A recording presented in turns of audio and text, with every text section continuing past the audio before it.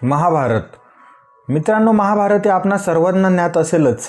या महाभारताच्या युद्धात अनेक अजेय अशा योद्धांनी पराक्रमाची पराकाष्ठा केली होती. तर आज आपण अशाच एका योद्धाबद्दल माहिती घेणार आहोत आणि तो योद्धा म्हणजे कर्ण. आयुष्यभर हक्कापासून वंचित राहिलेला कर्ण, जन्मतःच आईने एका टोपलीत घालून नदीत सोडून दिलेला कर्ण, एका सारथीला नदीच्या किनाऱ्यावर सापडलेले बाळ म्हणजे कर्ण, राधा आईने पोटच्या गोळ्याप्रमाणे व पिता अधिरथने तळहाताच्या फोडाप्रमाणे जपलेले बालक म्हणजे राधेय कर्ण.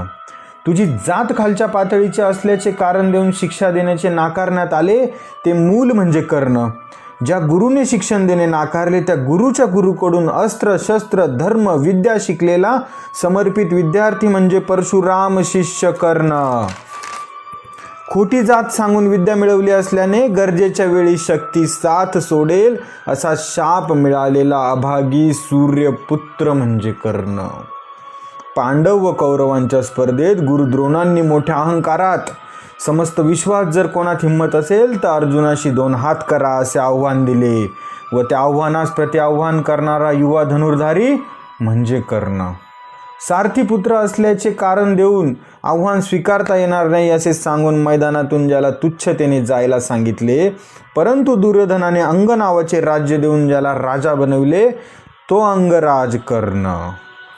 दुर्योधनाने राज्य दिले परंतु त्या बदल्यात आपले सामर्थ्य साहस व आयुष्य दुर्योधनाच्या पायाशी लोळविलेला एक सच्चा मित्र म्हणजे कर्ण.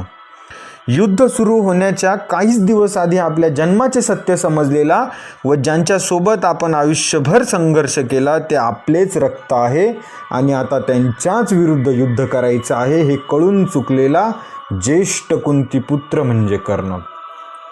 युद्धात फक्त अर्जुनालाच मारेल असे आईला वचन दिलेले असल्याने बाकी 4 जणांना संधी असून देखील जीवनाची भीक देणारा दानवीर म्हणजे कर्ण.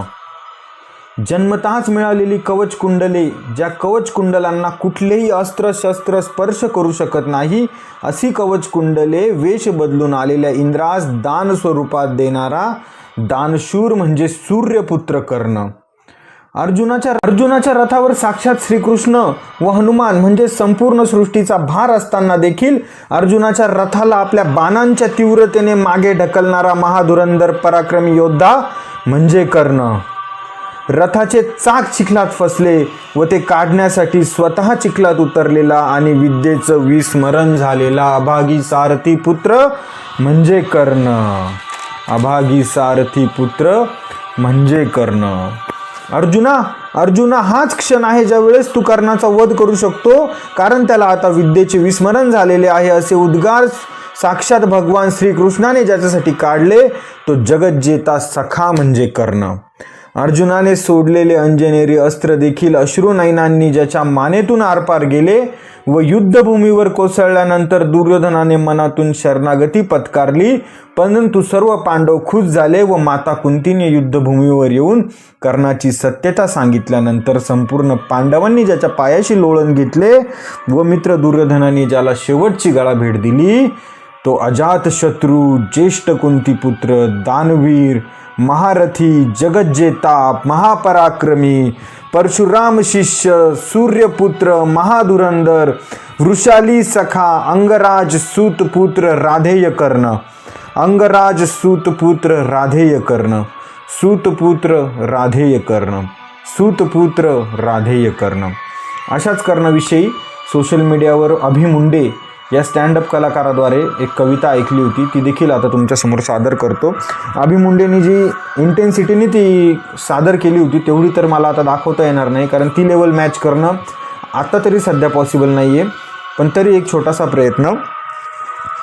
पांडवों को तुम रखो मैं कौरवों की भीड़ में, तिलक शिकस्त के बीच में जो टूटे ना वो रीढ़ में. पांडवों को तुम रखो मैं कौरवों की भीड़ में, तिलक शिकस्त के बीच में जो टूटे ना वो रीढ़ में. सूरज का अंश हो के फिर भी वो अछूत में, आर्यवत को जीत लूँ ऐसा हूँ सूतपूत में. कुंती पुत्र हूँ मगर न हूँ उसी को प्रिय में, इंद्र मांगे भीख जिससे ऐसा हूँ क्षत्रिय में. आओ मैं बताऊँ महाभारत के सारे पात्र ये, भोले की सारी लीला थी किशन के हाथ सूत्र थे. बलशाली बताया जिन्हें वो सारे राजपुत्र थे, काबिल दिखाया बस लोगों को ऊंची गोत्र के. आणि त्याचा भाऊ शोन त्याने फक्त वेद पाठ केले म्हणून त्याच्या गळ्यात तापलेलं सोनं ओतलं जातं की सोन को पिघला के डाला शोन तेरे कंठ में, नीची जाति हो के किया वेद का पठन तूने, बस यही था गुनाह तेरा तू सारथी का अंश था, तो क्यों छुपे मेरे पीछे मैं भी उसी का वंश था. रथ पे सजाया जिसने कृष्ण हनुमान को, योद्धाओं के युद्ध में लड़ाया भगवान को, नंदलाल तेरी ढाल पीछे अंजनेय थे, नियति कठोर थी जो दोनों अंधनेय थे. ऊंचे ऊंचे लोगों में मैं ठहरा छोटी जात का, खुद से ही अनजान में घर का ना घाट का, सोने सा था तन मेरा अभेद्य मेरा अंग था, कर्ण का कुंडल चमका लाल नीले रंग का. इतिहास साक्षी है योद्धा में निपुण था, बस एक मजबूरी थी मैं वचनों का शौकीन था, अगर ना दिया होता वचन वो मैंने कुंती माता को, तो पांडवों के खून से मैं धोता अपने हाथों को, तो पांडवों के खून से मैं धोता अपने हाथों को. साम दाम दंड भेद सूत्र मेरे नाम का, गंगा माँ का लाडला मैं खाम खा बदनाम था, कौरवों से हो के भी कोई कर्ण को ना भूलेगा, जाना जिसने मेरा दुख वो कर्ण कर्ण बोलेगा. भास्कर पिता मेरे हर किरण मेरा सुवर्ण है, वन में अशोक में तू तो खाली पर्ण है, कुरुक्षेत्र की उस मिट्टी में मेरा भी लहू जीर्ण है, देख छान के उस मिट्टी को कन कन में कर्ण है, देख छान के उस मिट्टी को कन कन में कर्ण है. धन्यवाद.